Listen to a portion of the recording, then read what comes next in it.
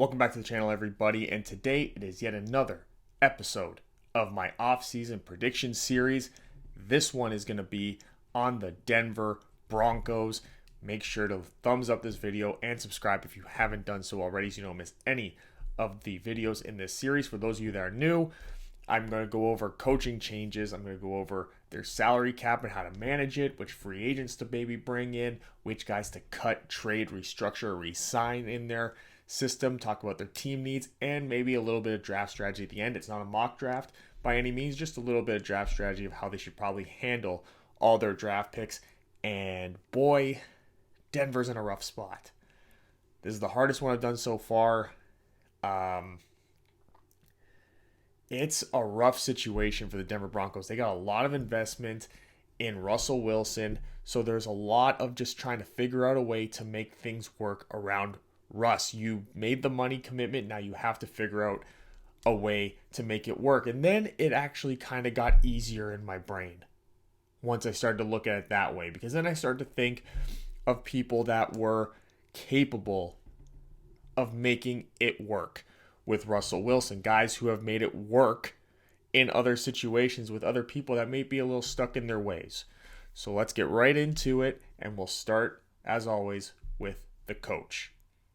And like I said, they need a coach who's going to be able to make it work, who's going to be able to adapt his style to what Russell Wilson brings to the table. And who better than current Bucs offensive coordinator Byron Leftwich, who has worked, I think, his entire offensive coordinator career with Tom Brady. And we all know that Tom Brady has a specific offense, certain things he really likes to do.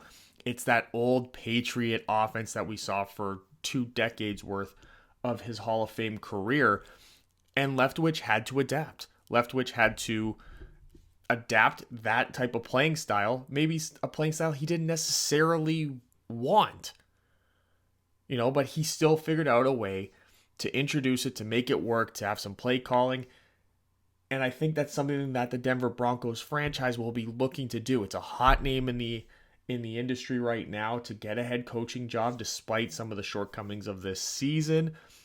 But he does bring that adaptability and that ability to work with a veteran, to not have drama, of course, unfold, and perhaps put his ego aside to be able to do what he can to make where the money's being invested on this roster, make that guy comfortable. And we can look at some of his current stats from this year going into the final week of the season for Tampa. Of course, Tampa is going to the playoffs.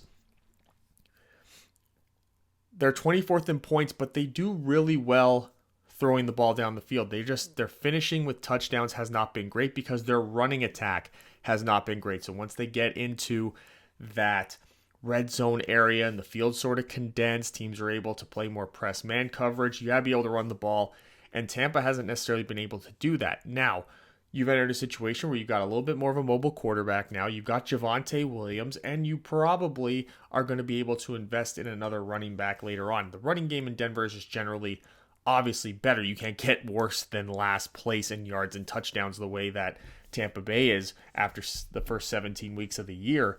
But what you can do, because you have a good running game, is you can improve on the total touchdowns. You can improve on the efficiency on third down.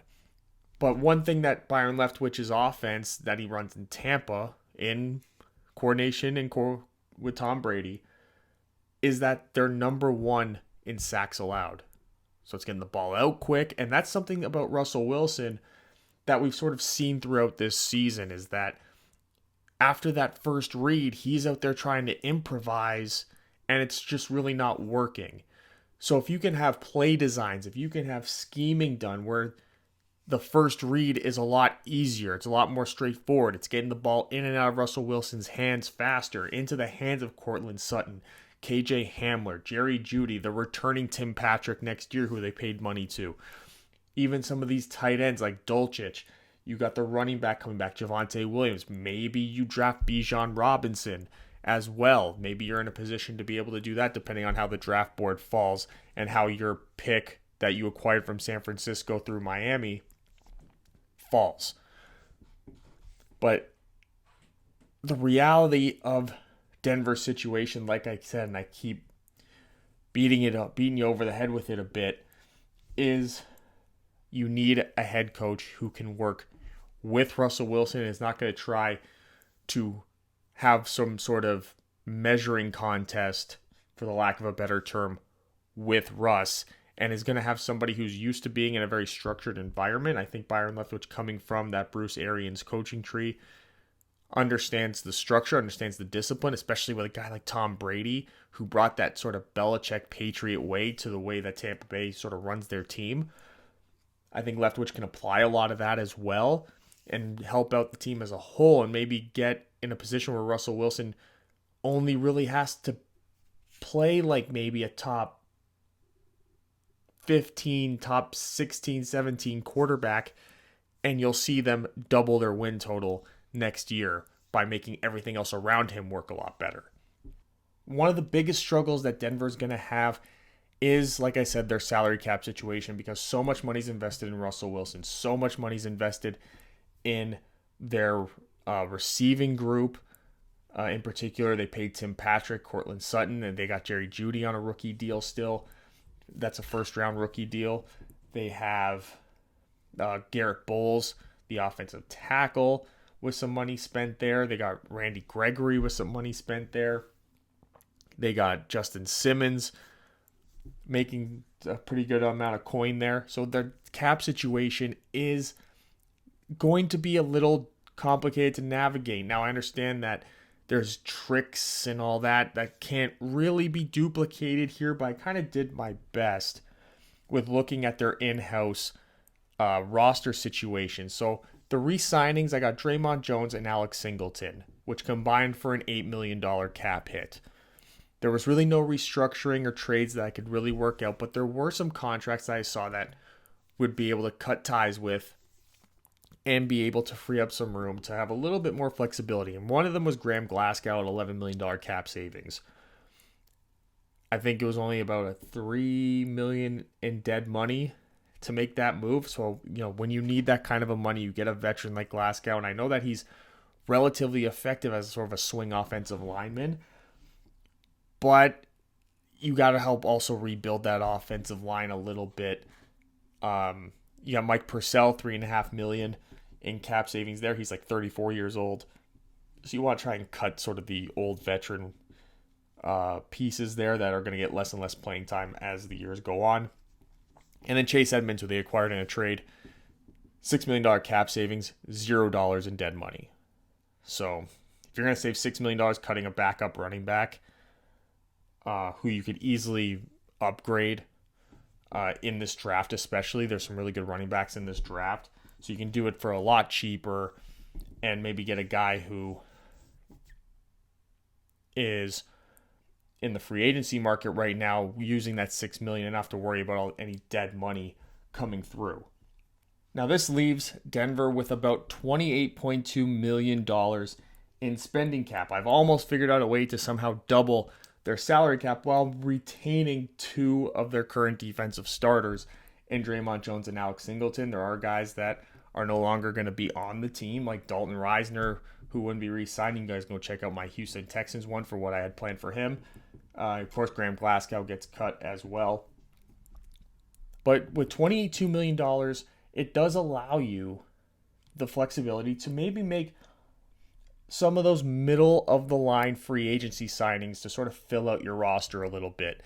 And from what I was looking at from Denver, their team needs are really a running back 2, or maybe a running back 1 if you want to make Javonte Williams running back 2 because of injuries and stuff. It's really tough for running backs to bounce back so quickly from these injuries. They need some offensive line depth. They need some interior defensive linemen. They did a good job of acquiring some edge rushers last year with Benito and Randy Gregory. Baron Browning is now playing on the edge, and he's doing quite well there also. So they're pretty good on the edge. So there's a misconception, there we go, that they need edge rushers. And I don't necessarily think that that's true. I do think that linebacker is a bit more of a need for them there to help out. I think merely the middle of their defense, that interior defensive line, the linebacker, and then the safety position. They got Kareem Jackson on his way out. They do have Caden Stearns and a couple other guys in there that are good rotational guys, but you want somebody who can come in and be, a true starting safety. I think that Caden Stearns and those other guys are better served as that third safety in those more third down packages that teams are starting to run now. So how do you address this in the free agency market? Well, you don't really have a lot of options. Because, you can't really afford to break the bank because you need to be able to sign the people to fill out your roster and your draft picks. But I found 3 guys in particular that I think could really help them out. The first one is Josh Wells, who would be coming over from Tampa Bay with Byron Leftwich. Somebody that Byron Leftwich can trust on the offensive line, and he can be a swing tackle for them as well at a $2 million cap hit. Really cheap. They got Jawan Taylor coming in at a $7 million cap hit as an offensive lineman, offensive tackle. He could be a starting tackle if you don't land somebody in the draft, or he can be somebody that perhaps ends up being a backup right tackle for maybe a high-level rookie like a DeJuan Jones, Broderick Jones, Darnell Wright. Depends on how they decide to work out that draft and where they actually land in the draft order, because it all depends on how San Francisco does in the playoffs. And I got them landing Denzel Perryman, just a tackle machine, who's had a bit of a career, I don't want to say resurgence, but has done quite well for himself out with the Raiders, and giving him a $5 million cap hit, pairing him up with a guy like Josie Jewell, allows Alex Singleton, who you did bring back at a really cheap price, to be more of that third linebacker role instead, where I think he'd be much better served coming in situationally, because Alex Singleton does have a lot of weak points in his game, but the things that he does well, he does really well. You just don't want him on the field all the time. So you want to bring in Perryman to be more of a stalwart in your linebacking group. And with all those moves, you're left with $14.2 million, give or take, in the ability to fill the rest of your roster and pay your draft picks. Now, found a way to add 5 people, re-signed 2 people, signed 3 key free agents, and only ended up really netting a loss of $1.5 million. So keeping the money sort of where it's at, making the most of it, getting rid of a high number like Graham Glasgow's $11 million, and replacing him with 2 guys who add up to even less money than that. So that was, I think, a really key move to make, and I think that's the best move that I've made for Denver so far. But with that $14.2 million in remaining cap, it now goes into the draft, of course. And with the draft, they do have 1 first-round pick. It's the one that they acquired in the Bradley Chubb trade. And like I said, it's dependent on where the San Francisco finishes. And with that pick, it has to be somebody on offense. It has to be somebody that can come in and start immediately on offense, be an instant impact in one way, shape, or form. And the 2 spots on the offense that they need, running back, starting offensive lineman. I think that Bijan Robinson would be an amazing addition to this team. A true 3-down back who can really help out Russell Wilson, who can be a good change of pace guy for Javonte Williams, who you can put as more of that short yardage, red zone running back, and then Bijan can sort of be like the pass catching running back.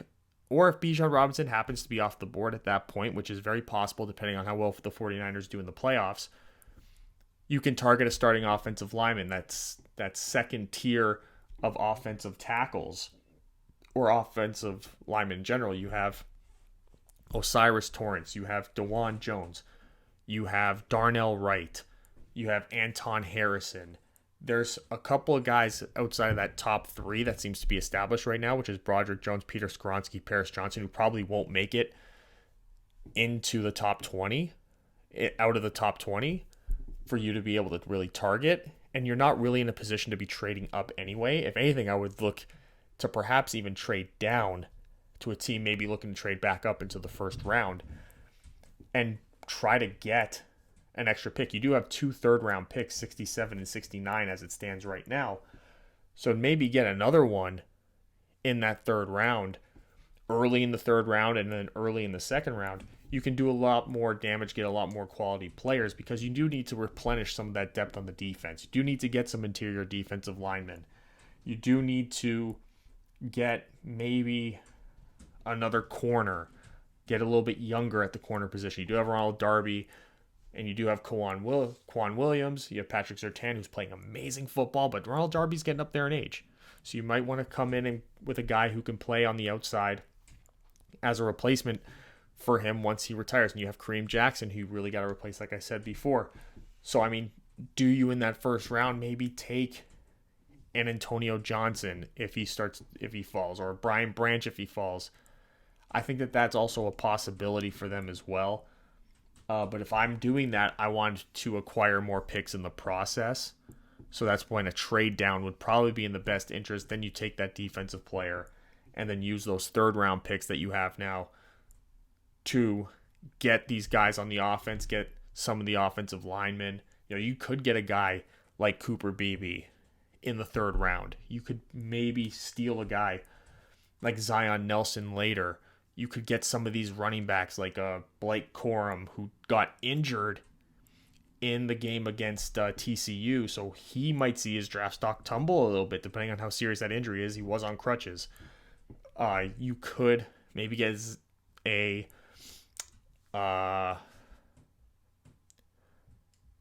Deuce Vaughn.